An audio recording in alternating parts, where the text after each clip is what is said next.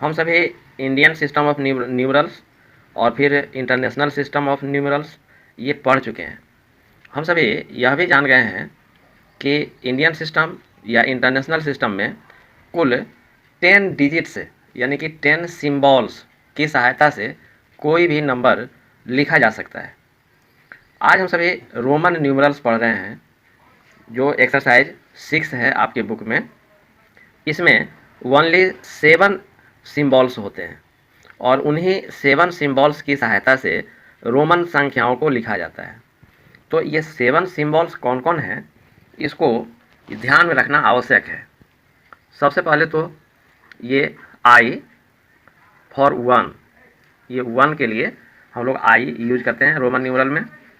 फिर भी यूज करते हैं हम सभी 5 के लिए। इसी प्रकार से एक्स ये सिंबल है रोमन सिंबल, इसको हम सभी 10 के लिए यूज करते हैं। और फिर एल यूज करते हैं 50 के लिए। उसी प्रकार से सी यूज करते हैं हम सभी 100 के लिए और डी यूज करते हैं 500 के लिए। तो ये 6 सिंबल हो गए, लेकिन एक लास्ट सिंबल हम लोग एम यूज करते हैं 1000 के लिए। तो ये मिल करके कुल 7 सिंबल्स मात्र यूज होते हैं रोमन न्यूमरल्स के लिए और इन्हीं की सहायता से किसी भी संख्या को लिखा जाता है। इस कारण से यह कार्य थोड़ा सा कठिन है। इंडियन सिस्टम की तुलना में रोमन संख्याओं को लिखना थोड़ा कठिन है। तो इसके लिए कुछ नियम भी बनाए गए हैं। आपके बुक में वह नियम दिए हुए हैं, आप इसको देख रहे हैं। फर्स्ट नियम है I is subtracted from V and X only, यानी कि 1 को हम सभी 5 में से या 10 में से ही सब्ट्रैक्ट कर सकते हैं। दूसरा नियम है V and L are never subtracted. V means 5, L means 50, इसको हम सभी सब्ट्रैक्ट नहीं कर सकते हैं। किसी भी हालत में लेफ्ट साइड में इन लोगों को नहीं लिख सकते हैं। X is subtracted from L and C only, यानी कि 10 को यदि सब्ट्रैक्ट करना हो तो सिर्फ 50 में से या फिर 100 में से सब्ट्रैक्ट कर सकते हैं। यानी कि लेफ्ट साइड में यदि लिखना हो तो L के लेफ्ट साइड में लिख सकते हैं सब्ट्रैक्ट करने के लिए, या फिर C के लेफ्ट साइड में लिख सकते हैं। और अंतिम नियम है V and L are never repeated. ये V that means 5, L that means 50, इसको रिपीट नहीं कर सकते हैं किसी भी संख्या को लिखने के लिए। और आप यह तो पिछली ही कक्षा में जान चुके हैं कि किसी भी सिंबल को मैक्सिमम 3 टाइम रिपीट कर सकते हैं। और हम सभी तो ये जानते हैं किसी भी सिंबल के राइट साइड में यदि दूसरा सिंबल लिखते हैं तो उसका वैल्यू ऐड हो जाता है, लेफ्ट साइड में यदि लिखते हैं तो उसका वैल्यू सब्ट्रैक्ट हो जाता है। तो ये हम सभी जानते हैं। आपके बुक में फर्स्ट क्वेश्चन है जिसमें कहा जा रहा है कंपेयर ओरली। ओरली मीन्स बिना लिखे हुए कंपेयर कीजिए। Use greater than, less than और equal to in the box. तो इन 3 सिंबल्स में से जो आपको उचित लगे उसका यूज करना है, इन बॉक्स में भरने के लिए यूज करना है। तो इसका सबसे सरल उपाय यह है कि फर्स्ट का ए क्वेश्चन हम सॉल्व कर रहे हैं। इसमें दिया है XCI, फिर ये बॉक्स है, फिर राइट साइड में लिखा है LXI और फिर I यानी कि डबल I।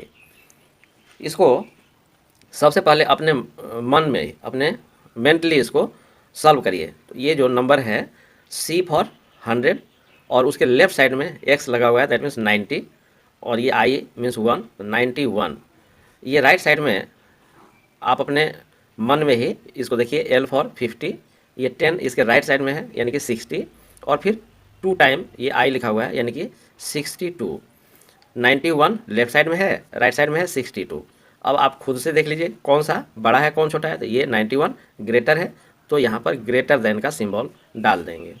बी वाले क्वेश्चन में फिर इसी प्रकार से दिया है XL, फिर ट्रिपल टाइम I, यहाँ पर बॉक्स है, फिर LX 3 टाइम I। फिर इसको मेंटली देखेंगे L फॉर 50, उसके लेफ्ट साइड में X है दैट मीन्स 40, 43 हो गया। ये यहाँ 50 एंड 10 60 और ये 63 हो गया। आप यहाँ देख रहे हैं 63, ये बड़ा है ये छोटा है, तो यहाँ लेस देन का सिंबल दे देंगे।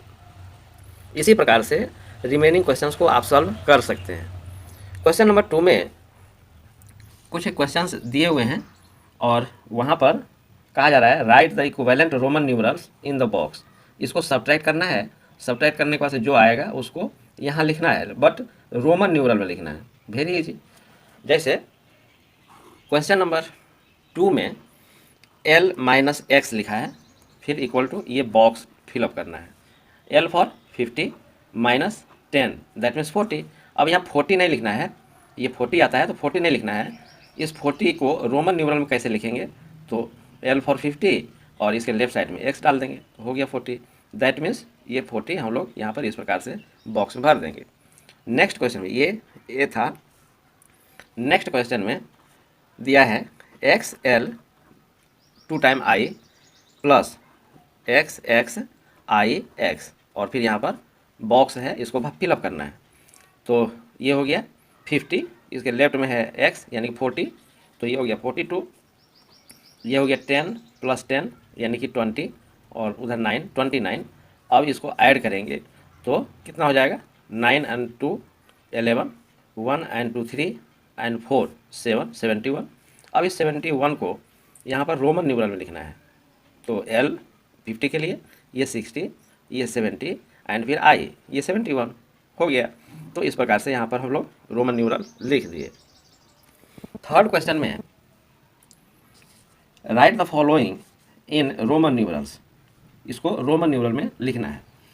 तो क्वेश्चन नंबर 3 मैं सॉल्व कर रहा हूँ। सपोज कीजिए कि 67 लिखना है। मैं वैसे ही क्वेश्चन को सॉल्व कर रहा हूँ जो लग रहा है कि आपको कठिन लग सकता है। तो 67 में को एक्सपेंडेड फॉर्म में लिखेंगे तो 60 प्लस 7। 60 लिखना इजी है, L फॉर 50 और इसके राइट साइड में x डाल देंगे तो ये हो गया 60 और प्लस 7, तो ये 5 6 एंड 7। अब इसमें से इस प्लस वाले साइन को हटा दीजिए, LX भी ये आंसर हो गया। इसी प्रकार से तोड़ करके हम सभी सॉल्व कर सकते हैं। सपोज कीजिए 197 197 इसको लिखना है, तो इसको एक्सपेंडेड फॉर्म में लिखेंगे। ये 100 प्लस 90 और प्लस 7। तो 100 के लिए सिंबल है C, 90 के लिए C के लेफ्ट साइड में x लिख दीजिए 90 और 7 लिखना तो आप जानते हैं। अब इनके बीच में जो प्लस का साइन है इसको हटा दीजिए, CXC भी और डबल I, यही हमारा आंसर हो गया। यानी कि 197 को लिखना होगा रोमन न्यूमरल में, तो इतना लंबा लिखना पड़ेगा। इसी प्रकार से क्वेश्चन नंबर 4 में दिया है right the following in Hindu Arabic numerals.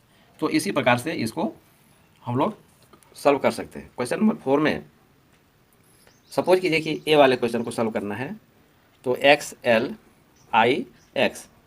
अब यहाँ पर इस दोनों में L ग्रेटर है, 50 के लिए L हम लोग लिखते हैं, इसके लेफ्ट साइड में x है तो ये हो गया 40 और फिर ये है 9 यानी कि 49। तो ये जो सिंबल है यह 49 के लिए है। तो इसी प्रकार से एक्सरसाइज 6 के सभी क्वेश्चंस हम सभी सॉल्व कर सकते हैं। आप अपनी कॉपी में इनको सॉल्व कीजिए।